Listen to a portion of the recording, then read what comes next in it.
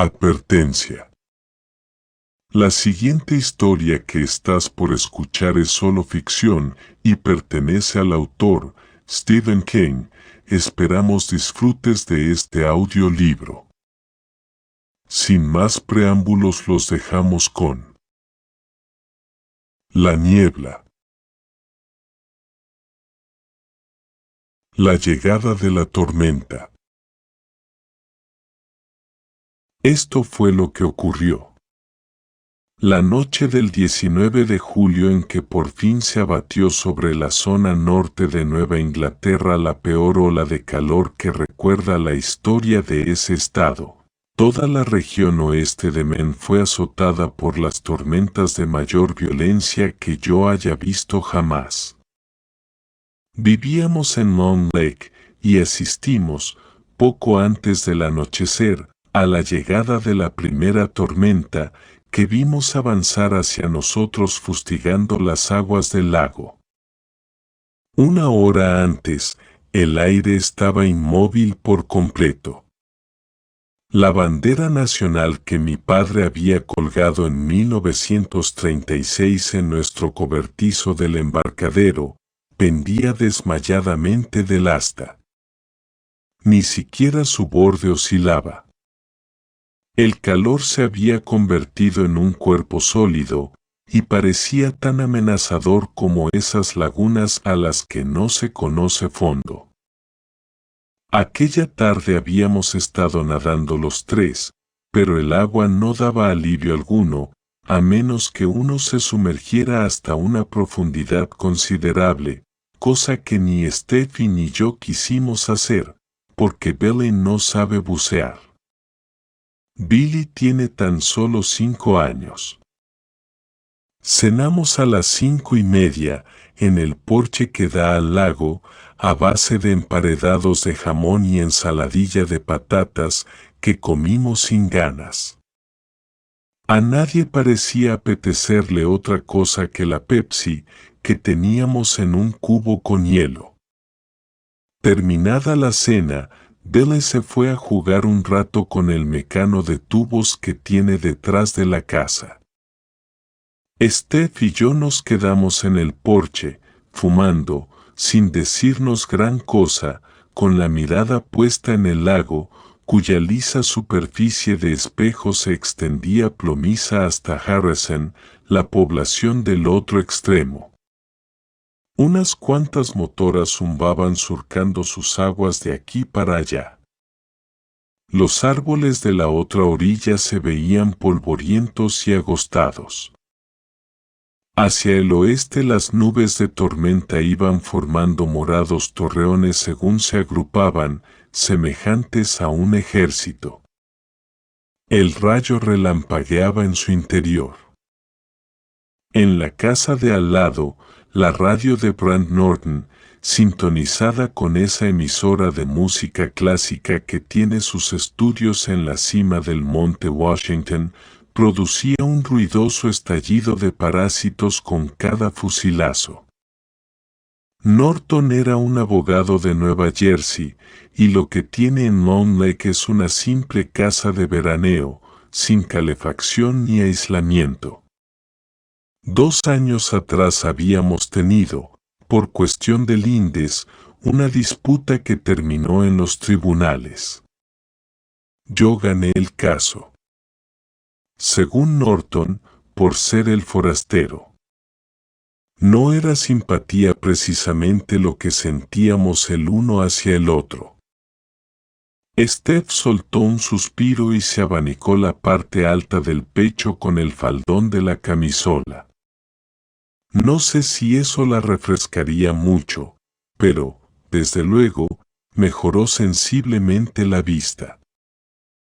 No es que quiera asustarte, dije, pero creo que se avecina una tormenta de cuidado. Me miró con expresión de duda. Anoche tuvimos nubes como esas, David, y también anteanoche, y terminaron por disolverse. Hoy no ocurrirá lo mismo. ¿Tú crees? Si la cosa se pone fea de verdad, bajaremos al sótano. ¿Tan mal lo ves? Mi padre fue el primero en edificar una casa destinada a residencia permanente en aquel lado del lago.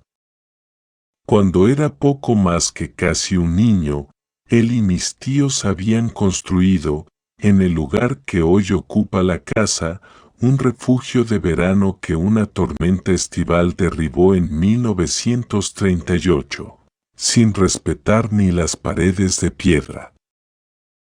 Solo se salvó el cobertizo del embarcadero. Un año más tarde, inició los trabajos de la casa grande. El peligro, en caso de una tempestad seria, está en los árboles que envejecen y son arrancados por el viento. Es la manera que tiene la madre naturaleza de hacer limpieza general de vez en cuando. La verdad es que no lo sé, respondí sincero. De la gran tormenta de 1938 no conocía sino lo que de ella se contaba. Pero el viento cruza a veces el lago como un tren expreso. Algo más tarde regresó Billy, quejándose de no poder jugar con el mecano de tubos porque estaba todo sudado. Le revolví el cabello y le di otra Pepsi. De algo tienen que vivir los dentistas. Conforme se acercaban, las nubes iban tapando el azul del cielo. No había duda ya de que la tormenta era inminente. Norton había apagado la radio. Billy se sentó entre su madre y yo, y se quedó mirando el cielo, fascinado. El estallido de un trueno atravesó el lago retumbando lentamente y, alcanzando nuestra orilla, invirtió la marcha entre nuevas reverberaciones. El nublado se retorcía y rodaba sobre sí mismo, ora negro, ora morado, ora jaspeado, ora negro nuevamente.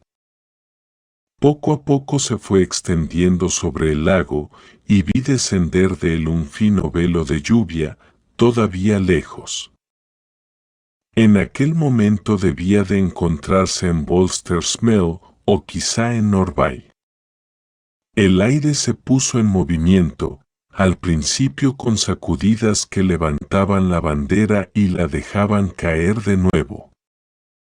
La temperatura bajó rápidamente, refrescando primero el sudor de nuestros cuerpos y luego helándolo. Fue entonces cuando reparé en la cortina plateada que atravesaba el lago. Arrasó Harrison en unos segundos y avanzó derecho hacia nosotros. Las motoras habían desaparecido de la escena. Billy se levantó de su silla de director, copia en miniatura de las nuestras, que tenía hasta su nombre en el respaldo. «Mira, papá», exclamó. «Entremos», dije, y le rodeé los hombros con el brazo poniéndome en pie. «¿Pero lo has visto, papá?»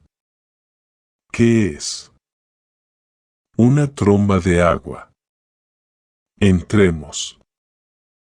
Tras dirigirme una rápida mirada de sobresalto, Steph ordenó: «Vamos, Billy. Haz lo que dice tu padre. Corre. No pierdas tiempo». Entramos por las puertas correderas de cristal que dan al salón. Cerré a nuestra espalda y me volví para echar otra ojeada. La tromba había devorado 2/3 del lago y giraba locamente sobre sí misma entre el cielo, negro y cada vez más bajo, y la superficie del agua, de un gris plomizo con vetas cromadas. Con sus altas olas, que, estrellándose sobre muelles y malecones, levantaban columnas de espuma, el lago adquiría extrañamente el aspecto de un océano. En su parte central, Altas crestas blancas danzaban de un lado para otro. El espectáculo de la tromba era hipnótico. Estaba situada casi encima de nosotros cuando la hendió un rayo, tan brillante que durante 30 segundos todo se me quedó impreso en negativo en las retinas. El teléfono emitió un sobresaltado ring. Y, al volverme, vi a mi esposa y a mi hijo ante el ancho ventanal que nos proporciona una visión panorámica del lago por su lado noroeste. En una de esas espantosas visiones que creo reservadas exclusivamente a esposos y padres, se me representó el ventanal en el momento de estallar con un seco ronquido y acribillar con melladas flechas de vidrio el desnudo abdomen de mi mujer y el rostro y el cuello de mi hijo. Los horrores de la Inquisición no son nada, comparados con las desgracias que somos capaces de imaginar cuando tememos por nuestros seres queridos. Haciendo a ambos con rudeza, los aparté de un empellón. ¿Qué demonios hacéis ahí? Quitaros de en medio. Steph me observó asustada. Billy se limitó a mirarme como si le hubiera despertado de un profundo sueño. Los conduje a la cocina y di la luz. El teléfono volvió a tintinear. Y entonces llegó el viento. Era como si la casa fuera un 747 en despegue.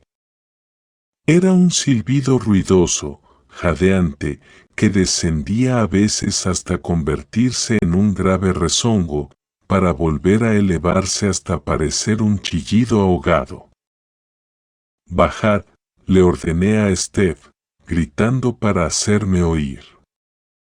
Encima mismo de la casa había estallado un trueno como un entrechocar de gigantescos tablones. Billy se me pegó a la pierna. «¿Ven tú también?», vociferó Steph a su vez. Asentí y les indiqué por señas que se movieran. Tuve que desprender a Billy de mi pierna. «Ve con tu madre. Necesito buscar velas, por si falla la luz». El niño se marchó con ella, y yo me puse a abrir armarios. Ya saben ustedes lo que ocurre con las velas. Cada primavera compras una cantidad, sabiendo que una tormenta estival puede dejarte sin energía eléctrica. Y, llegado el momento, se esconden. Revolví a tientas el cuarto armario, apartando la media onza de marihuana que, comprada 4 años atrás, Steph y yo apenas habíamos fumado, la dentadura parlante de Billy, que funcionaba a cuerda, y los montones de fotografías que Steph siempre olvidaba pegar en el álbum. Busqué bajo un catálogo de Sears y detrás de la muñeca de Taiwán que había ganado yo en la feria de Freiburg derribando botellas de madera con pelotas de tenis. Encontré las velas detrás de la muñeca de Taiwán con sus vidriosos ojos de muerto. Todavía estaban en su envoltorio de celofán. En el momento en que agarraba el paquete, se fue la luz. Toda la electricidad disponible era la que animaba el cielo. Entrecortados relámpagos púrpura y blanco iluminaban el comedor. Oí que, en el sótano, Billy se echaba a llorar y Steph le calmaba en un susurro. Tenía que echar un último vistazo a la tormenta.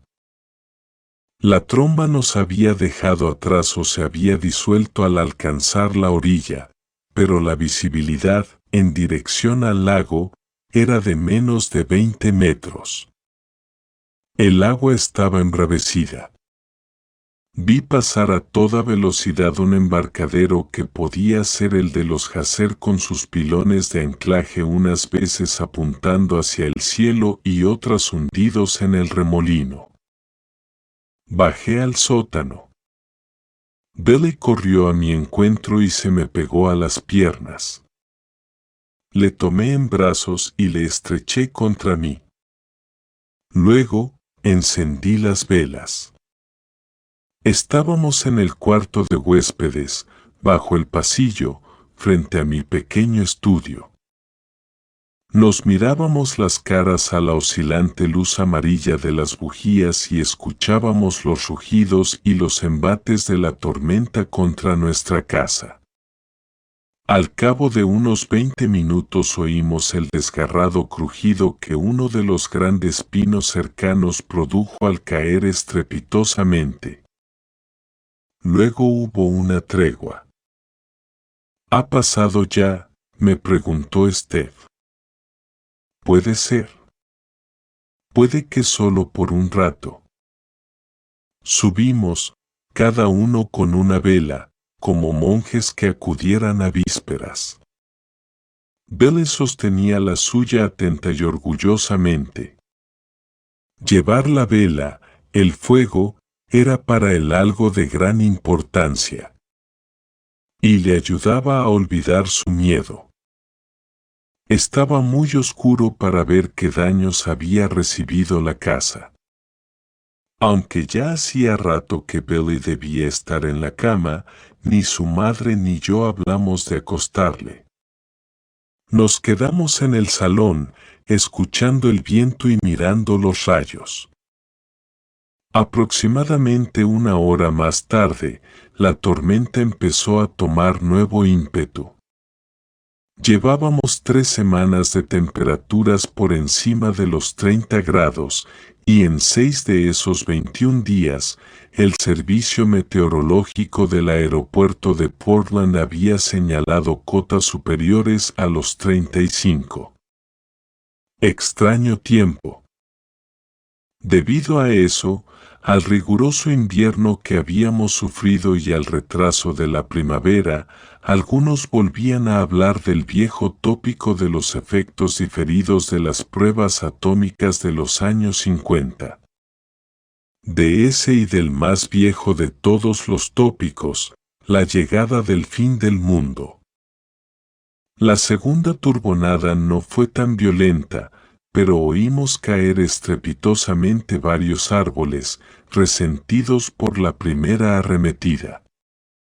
Cuando el viento empezaba a perder fuerza de nuevo, uno golpeó el tejado con un golpe seco, como un puñetazo en la tapa de un ataúd. Billy se puso en pie de un salto y miró hacia arriba con recelo. «Aguantará, campeón», le tranquilicé. Me dirigió una sonrisa nerviosa. La última embestida se produjo a eso de las 10, y fue seria. El viento ululaba con casi la misma fuerza de la primera vez, y los rayos parecían caer por todo el contorno. Nuevos árboles fueron derribados, y del lado del lago nos llegó un estrépito de astillas que hizo gritar ahogadamente a Steph. Billy se había quedado dormido en su regazo. ¿Qué ha sido eso, David? Me parece que el cobertizo del embarcadero. ¡Ay, Jesús! Steffi, quiero que volvamos abajo. Tomé a Billy en brazos y me incorporé. ¿No corremos ningún riesgo, David? No. ¿De veras? De veras. Bajamos. 10 minutos más tarde, conforme el último embate de la tormenta alcanzaba su máxima violencia, algo estalló en el salón. El ventanal panorámico. Así pues, mi visión no había sido, quizá, tan disparatada. Steph, que dormitaba, se despertó gritando. Billy se dio vuelta, inquieto, en la cama del cuarto de huéspedes.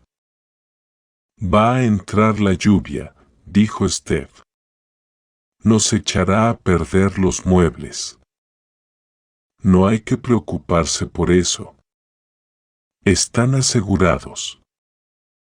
El seguro no arregla nada, repuso en tono a un tiempo preocupado y de reproche. La cómoda de tu madre, el sofá nuevo, la televisión en color. La tranquilicé. Descansa. No puedo, dijo. 5 minutos más tarde, dormía. Permanecí despierto otra media hora, con la luz de una vela por compañía, atento al ir y venir del trueno y a sus voces.